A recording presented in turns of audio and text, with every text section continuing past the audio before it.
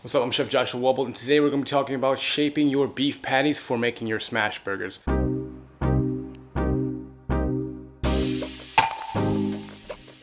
Now it's important that when we're using our beef blend, today we're using a blend of sirloin, brisket, and short rib, and we just ground it up. I actually just ordered it from our butcher.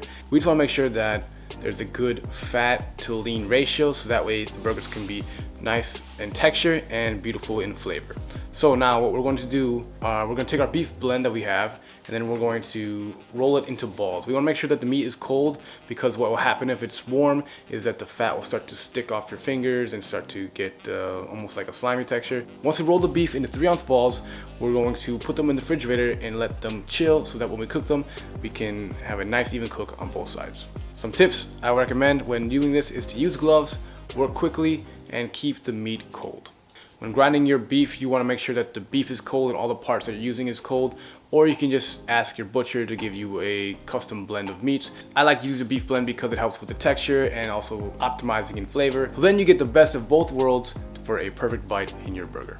Think of it like if you're making corn tortillas. I think you roll them into a ball first and then you press them in the tortilla press, so then you get a nice even flatness. That's what we're going to do, except for with our ground beef. Key points when we're making the beef for our smash burgers: when we're cooking, we want to make sure that the beef is cold, and then we're going to add it onto a hot griddle and then place a piece of parchment on top or grease our press. Today I'm using a burger press like this one. It almost looks like it's just a flat side with a nice little handle. This way I can just like push down on my burger patties and slide them off, and these are pretty handy. I do like these. If you don't want to go out and buy one of these, they're fairly inexpensive. You can just use 2 spatulas.